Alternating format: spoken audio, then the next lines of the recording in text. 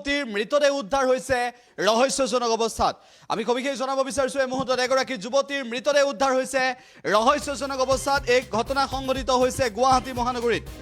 এই ঘটনা সংঘটিত হৈছে, এই ঘটনাৰ সবিশেষ আহি পৰিছে যে যুৱতীগৰাকীৰ পিতৃয়ে ইতিমধ্যে এজাহাৰ দাখিল কৰিছে এজন যুৱকৰ বিৰুদ্ধে। কিন্তু গুৰুত্বপূৰ্ণ বিষয়টো হৈছে যে মহানগৰীৰ দুলিয়াজানৰ যুৱতীৰ ৰহস্যজনক অৱস্থাত মৃতদেহ উদ্ধাৰ হৈছে। যুৱতীগৰাকীৰ নাম বনস্মিতা বুঢ়াগোহাঁই বুলি জানিব পৰা গৈছে।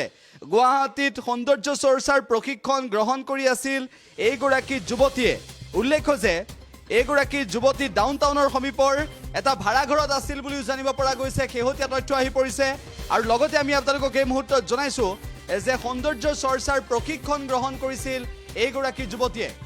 সবিশেষ আমি আপোনালোকক জনাবলৈ চেষ্টা কৰিছোঁ যে এইগৰাকী যুৱতীয়ে সৌন্দৰ্য চৰ্চাৰ প্ৰশিক্ষণ গ্ৰহণ কৰি আছিল আৰু লগত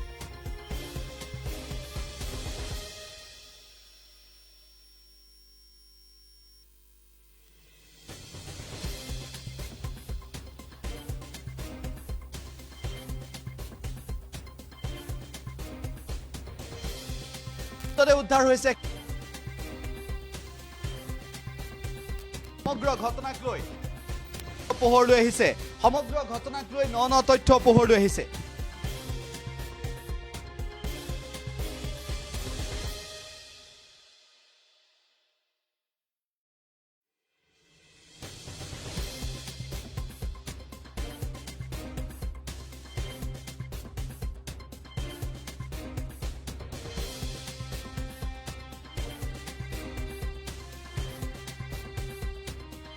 এই ঘটনাক লৈ ইতিমধ্যে প্ৰতিক্ৰিয়াৰ সৃষ্টি হৈছে যে গুৱাহাটী মহানগৰীত ৰহস্যজনক অৱস্থাত যুৱতীগৰাকীৰ মৃতদেহ উদ্ধাৰ হোৱাৰ পিছত ন তথ্য পোহৰলৈ আহিছে। ৰাজু ৰিয়াজ নামৰ এটা প্ৰশিক্ষণ কেন্দ্ৰত প্ৰশিক্ষণ গ্ৰহণ কৰিছিল। উল্লেখ্য যে ডাউনটাউনৰ সমীপৰ ভাড়াঘৰত উদ্ধাৰ হৈছে এইগৰাকী যুৱতীৰ মৃতদেহ। বনস্মিতা বুঢ়াগোহাঁই বুলি জানিব পৰা গৈছে নাম। আৰু উল্লেখ্য যে দুলিয়াজানত ঘৰ আছিল এইগৰাকী যুৱতীৰ। ৰহস্যজনক অৱস্থাত এইগৰাকী যুৱতীৰ মৃতদেহ উদ্ধাৰ হৈছে। এইগৰাকী যুৱতীৰ মৃতদেহ উদ্ধাৰ কৰিছে। আৰু মহানগৰীত এই ঘটনা সংঘটিত হৈছে দুলিয়াজানৰ যুৱতী আছিল।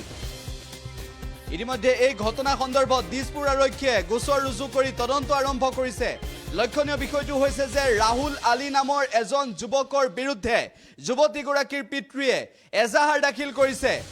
ইতিমধ্যে ৩০৬ IPCৰ ধাৰাত গোচৰ ৰুজু কৰি দিছপুৰ আৰক্ষীয়ে তদন্ত আৰম্ভ কৰিছে। বনস্মিতা বুঢ়াগোহাঁই নামৰ এইগৰাকী যুৱতীৰ মৃতদেহ উদ্ধাৰ হোৱাৰ পিছত মহানগৰীত এইগৰাকী যুৱতীৰ মৃতদেহ উদ্ধাৰ হোৱাৰ পিছত ডাউনটাউনৰ সমীপৰ ভাড়াঘৰত মৃতদেহ উদ্ধাৰ হৈছে। আৰু এইগৰাকী যুৱতীৰ সৈতে ৰাহুল আলী নামৰ এজন যুৱকৰ সম্পৰ্ক আছিল বুলি পিতৃয়ে অভিযোগ উত্থাপন কৰিছে। আৰু ৰাহুল আলীৰ বিৰুদ্ধে অভিযোগ ইতিমধ্যে দাখিল কৰিছে। বনস্মিতা বুঢ়াগোহাঁইৰ কি সম্পৰ্ক আছিল ৰাহুল আলীৰ সৈতে এই সন্দৰ্ভত পিতৃয়ে দিছপুৰ আৰক্ষীক অৱগত কৰিছে। আৰু দিছপুৰ আৰক্ষীয়ে এই ৰাহুল আলী আৰু বনস্মিতা বুঢ়াগোহাঁইৰ কি সম্পৰ্ক আছিল সেয়া পৰৱৰ্তী সময়ত পোহৰলৈ আনিব। কিন্তু গুৰুত্বপূৰ্ণ বিষয়টো হৈছে যে ৰাহুল আলীক পিতৃয়ে যিহেতু অভিযোগ কৰিছে, ৰাহুল আলীৰ নাম উল্লেখ কৰিছে যে বনস্মিতা বুঢ়াগোহাঁইৰ মৃত্যুৰ আঁৰত এই ৰাহুল আলী জড়িত হৈ থাকিব পাৰে। এনেধৰণৰ নতুন তথ্য পিতৃয়ে দিব বিচাৰিছে দিছপুৰ আৰক্ষীক। গতিকে এই সমগ্ৰ ঘটনাৰ তদন্ত পৰৱৰ্তী সময়ত স্পষ্ট হ'ব। কিন্তু এই তদন্তত কি কি পোহৰলৈ আহে সেয়াও হ'ব গুৰুত্বপূৰ্ণ। যুৱতীগৰাকীৰ ঘৰ আছিল দুলিয়াজানত আৰু শেহতীয়াভাৱে সৌন্দৰ্য চৰ্চাৰ প্ৰশিক্ষণ লৈ আছিল বনস্মিতা বুঢ়াগোহাঁই নামৰ এইগৰাকী যুৱতীয়ে। ভাড়াঘৰত উদ্ধাৰ হৈছে মৃতদেহ, ডাউনটাউনৰ সমীপৰ ভাড়াঘৰত উদ্ধাৰ হৈছে। আৰু লক্ষণীয় বিষয়টো হৈছে যে এইগৰাকী যুৱতীৰ ৰাহুল আলী নামৰ এজন যুৱকৰ সৈতে সম্পৰ্ক আছিল বুলি ৰাহুল আলী নামৰ এজন যুৱকৰ বিৰুদ্ধে অভিযোগ উত্থাপন কৰিছে পিতৃয়ে। গতিকে এনে কিবা সম্পৰ্ক আছিল নেকি ৰাহুল আলীৰ সৈতে এই সন্দৰ্ভতো ইতিমধ্যে তদন্ত আৰম্ভ কৰিব দিছপুৰ আৰক্ষীয়ে। যিকোনো খবৰৰ বাবে যোগাযোগ কৰক আমাৰ এই নম্বৰত 7099017330 আৰু 7099017111